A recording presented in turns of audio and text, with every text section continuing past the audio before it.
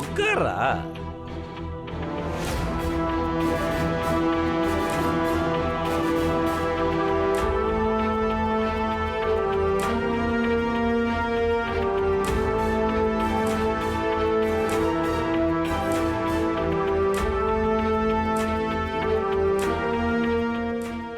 மா சித்ரா, இங்க வா.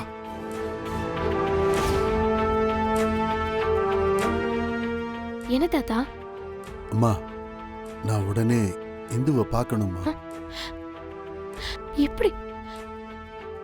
இங்க பாருமா, யாருக்கும் தெரியாம என்னை இங்க இருந்து வெளியில கூட்டிட்டு போக முடியுமா? இல்ல தாத்தா, அப்பாக்கு தெரிஞ்சா. முக்கியமான விஷயம்மா, கொஞ்சம் கூட்டு போமா. நான் இந்துவை பார்த்து பேசி ஆகணுமா.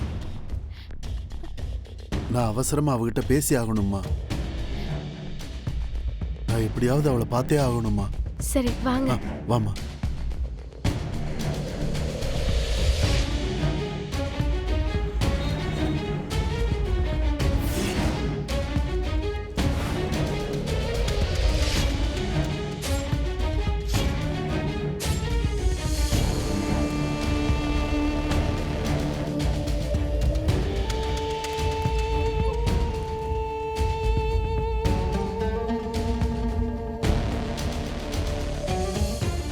தாத்தா, இந்த ரூம்ல தான் இருக்காரு தாத்தா. இருங்க பாக்குறேன். அம்மா, ஒரு நிமிஷம். நான் இந்து கிட்ட தனியா பேசி ஆகணும். நீ போய் அவளை இங்க கூட்டிட்டு வா, நான் இங்கே இருக்கேன். சரிங்க தாத்தா.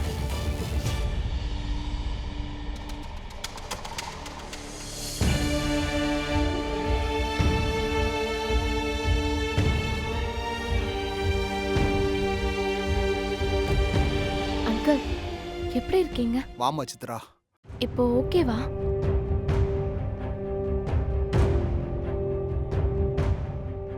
சித்ரா அக்கா, ஏய் நீங்க என்ன பண்ற?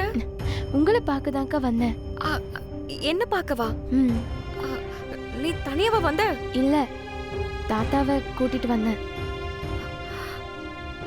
உங்ககிட்ட ஏதோ முக்கியமான விஷயம் பேசணுமா, உங்களை வெளியே வர சொன்னாரு.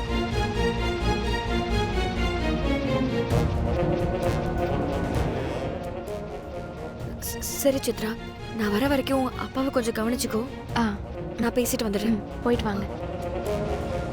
என் ரெண்டாவது பொண்டாட்டியோட குழந்தைய கண்டுபிடிச்சு கொல்லணும்னு 2 பேரும் சுத்திக்கிட்டு இருக்கிறது உனக்கு தெரியும்ல. ம்.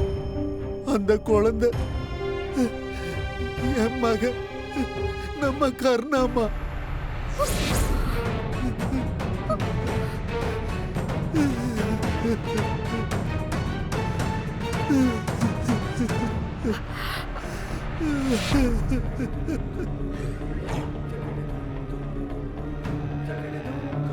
என்னோட பையன்தாம்மா நம்ம கர்ணா.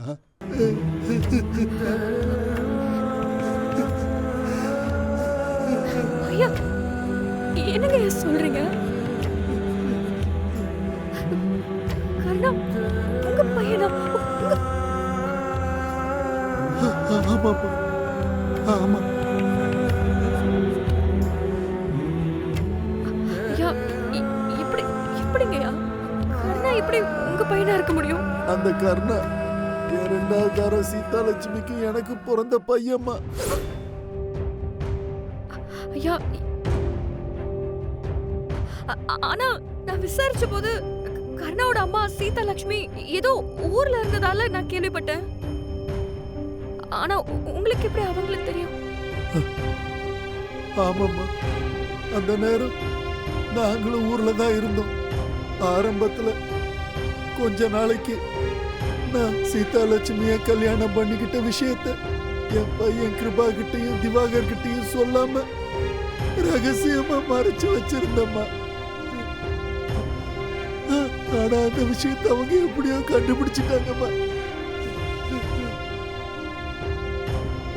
பணத்து மேலையும் சொத்து மேலையும் அவங்களுக்கு இருந்த வெறியில அவங்களோட சொத்துக்கு வாரிசா இன்னொருத்தன் வந்துடக்கூடாதுன்னு என் சீதாலட்சுமிய தேடி கண்டுபிடிச்சு எனக்கே தெரியாம அவளையும் சின்ன பையனா இருந்த கருணாவையும் வீட்டோட வச்சு கொளுத்திட்டானுங்கம்மா படுபாவிங்க. ஆனா அந்த மகராசி என் பையன் கருணாவை காப்பாத்திட்டு அந்த நெருப்புலயே எரிஞ்சு சாம்பலாயிட்டாம்மா.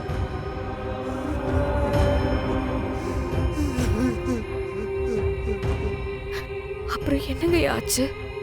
அடுத்த நாள் காலையில பாக்குறப்பதான் தெரிஞ்சது. அம்மாடி, கர்ணா பண்ணதெல்லாம் மனசுல வச்சுக்கிட்டு அவனை வெறுத்துறாதம்மா. கர்ணாவோட உயிரை உன்னால மட்டும்தாம்மா காப்பாற்ற முடியும்.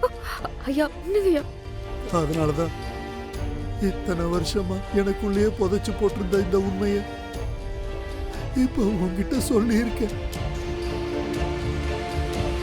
நீ அந்த வீட்டுல இருந்து கிளம்பினதுக்கு அப்புறம் என் மருமகளும் பேத்தியும் பழையபடி சித்திரவதை அனுபவிச்சுக்கிட்டு இருக்காங்கம்மா. அவங்களுக்கும் ஒரு விடிவு காலம் வரணும்னா நீ அந்த வீட்டுக்கு திரும்ப வரணுமா?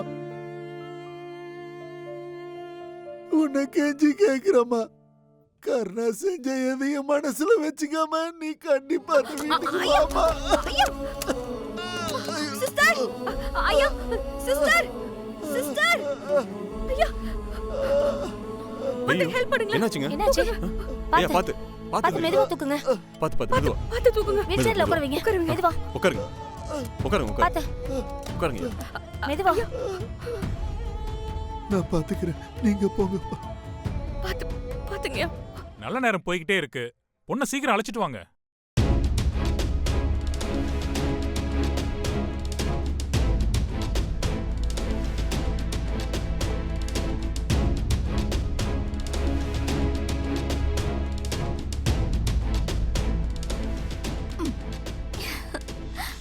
மாப்பிளைக்கு ரெண்டாவது கல்யாணமா இருந்தாலும் இன்னும் வெக்க விட்டு போல பாரு.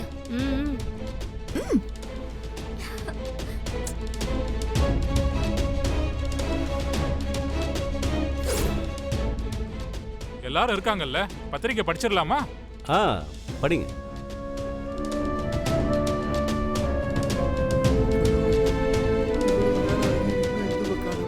நிகழும் மங்களகரமான ஸ்ரீ பராபவ வருடம் ஆனி மாதம் 19ஆம் தேதி புதன்கிழமை